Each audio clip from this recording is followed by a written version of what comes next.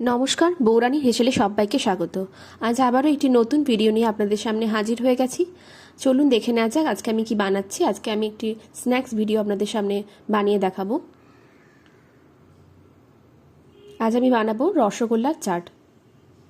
কিভাবে বানাচ্ছি চলুন দেখে নেওয়া যাক। প্রথমে আমি এখানে নিয়ে নিয়েছি রসগোল্লা। এবার রসগোল্লা থেকে খুব সামান্যভাবে আমি রসটাকে চিপবো, একদম চিপে নেব না, আর খুব বেশি রসটাও রাখবো না।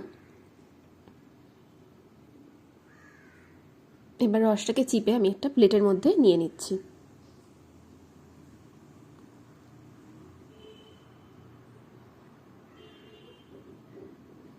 এবার রসগোল্লাটাকে আমি এখানে কেটে নিচ্ছি, ছোট ছোট টুকরো করে কেটে নিলাম।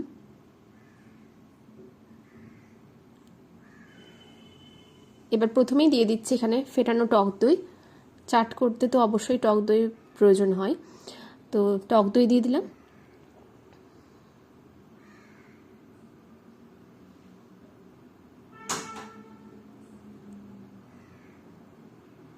টক দইটা দেওয়া হয়ে গেছে। এরপর দিয়ে দিচ্ছি তেঁতুলের চাটনি। এটা আমি বাড়িতেই বানিয়ে রেখেছি, সেই চাটনিটাও দিয়ে দিলাম। একই সাথে সাথে দিয়ে দিচ্ছি ধনেপাতার চাটনি,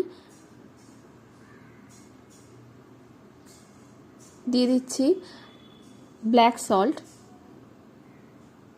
আর দিয়ে দিচ্ছি ভাজা মশলা। সামান্য পরিমাণে লঙ্কা গুঁড়ো দিয়ে দিচ্ছি, আর চাট মশলাও একটুখানি ছড়িয়ে দিচ্ছি চারিদিকে। আর সবশেষে দিয়ে দিচ্ছি ঝুরি ভাজা। এটা অপশনাল, এটা আপনারা নাও দিতে পারেন। আর এটাকে সুন্দরভাবে সাজানোর জন্য আমি এখানে কিছু পরিমাণে বেদানা অ্যাড করে দিলাম। খুব সহজেই তৈরি হয়ে গেল, আর খেতে খুব ভালো হয়। আপনারা বাড়িতে এইভাবে ট্রাই করবেন। আর আজকের রেসিপি কেমন লাগলো অবশ্যই আমাকে জানাবেন। লাইক, কমেন্ট, শেয়ার আর সাবস্ক্রাইব করে আমার পাশে থাকবেন।